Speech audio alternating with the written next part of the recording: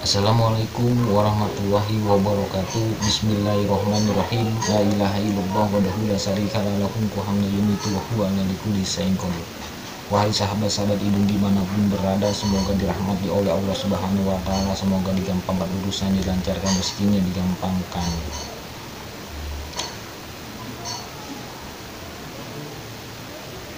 dimudahkan semua urusannya oleh Allah Subhanahu wa Ta'ala.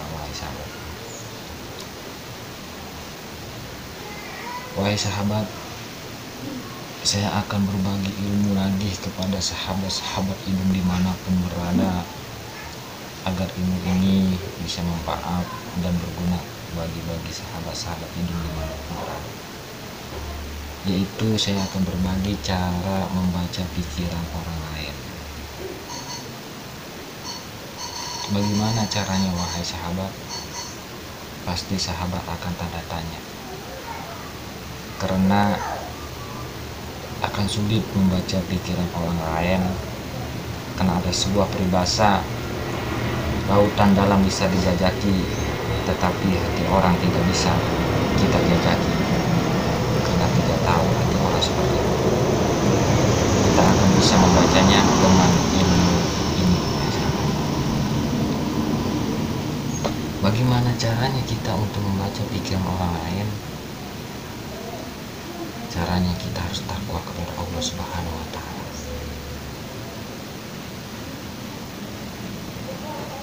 Kita harus beriman kepada Allah Subhanahu wa Ta'ala. Jauhilah larangannya, taatilah atas perintah-perintah yang diberikan kepada Allah Subhanahu wa Ta'ala kepada kita, ya, kita sebagai umat yang maha. Ini masih bisa dicerna dengan akal sehat. Yang pertama itu, ketika orang tiba-tiba kita tanya, itu terdiam kepada diri kita, pasti kita akan tanda tanya ada apa.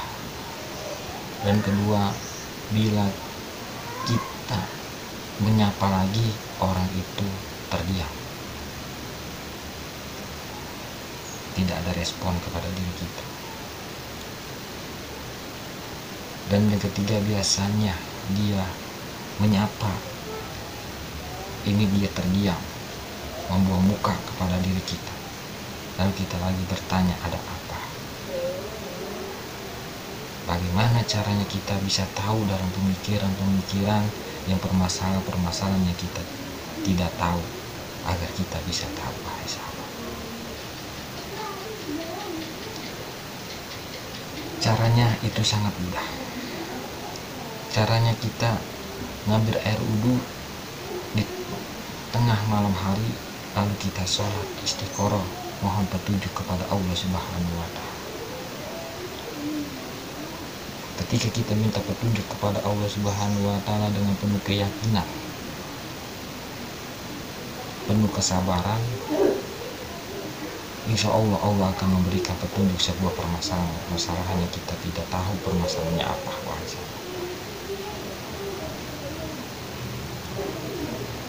Bagaimana kita memintanya kepada Allah Subhanahu wa Ta'ala untuk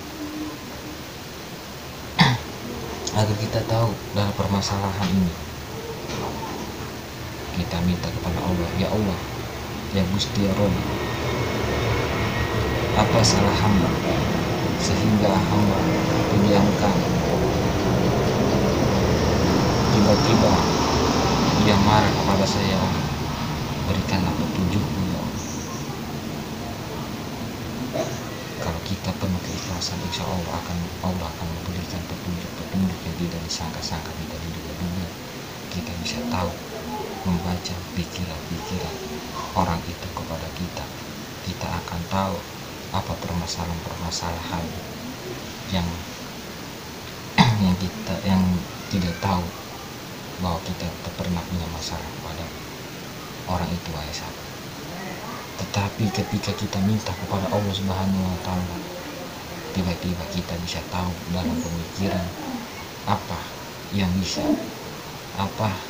jadi permasalahan, sehingga dia mendiami kita, wahai sahabat. kalau saya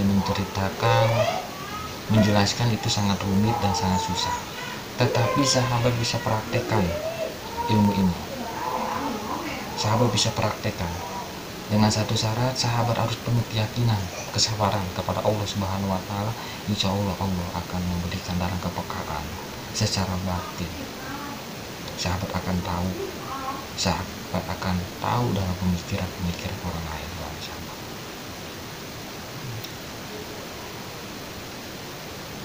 Tetapi ketika kita sudah bisa membaca pikiran orang lain, jangan pernah mengaku-ngaku kita itu keturunan wali ataupun keturunan nabi. Ini jangan pernah, Pak sahabat. Karena apa?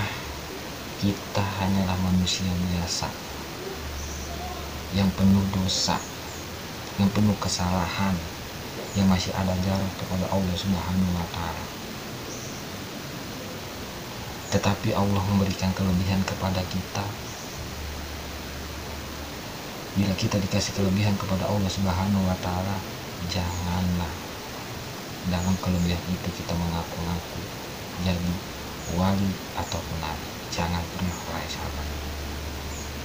Ini kebanyakan orang seperti kayak gini, oknum-oknum seperti ini, wahai sahabat. Jangan ditiru seperti ini. Sesungguhnya bila orang bisa membaca pikiran orang lain, itu dia akan terdiam.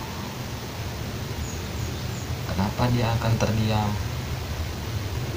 Karena dia mengucapkan astagfirullahaladzim, astagfirullahaladzim. Ya Allah, ampunilah dosa-dosa diriku, ampunilah dosa-dosa hambamu, ampunilah dosa-dosa yang menjolimi hamba. Orang itu akan berdoa, orang itu akan bermohon kepada Allah dalam sebuah ampunan dosa-dosa yang pernah kita lakukan, dosa-dosa hamba-hambanya yang pernah dilakukan. Dia akan minta petunjuk kepada Allah Subhanahu wa taala. Dia tak akan pernah cerita ke siapapun. Ini saya pesan kepada sahabat, bila sahabat ingin membaca pikiran orang lain, sahabat harus punya keyakinan, kesabaran, ketekunan dalam ibadah.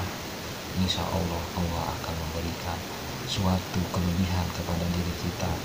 Tetapi bila Allah mengasih kelebihan kepada diri kita, janganlah kita sombong, karena kesombongan bisa menghancurkan diri kita. Sahabat-sahabat, seperti konten saya, ada 7 di dalam manusia cara melawan nafsu.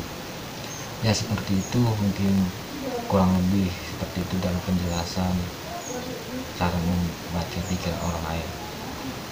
Mungkin bisa sahabat mungkin punya pendapat yang lain seperti bagaimana, tolong tulis di komentar. Mungkin kesalahan datang dari saya, kebenaran datang dari Allah Subhanahu wa taala. Assalamualaikum warahmatullahi wabarakatuh.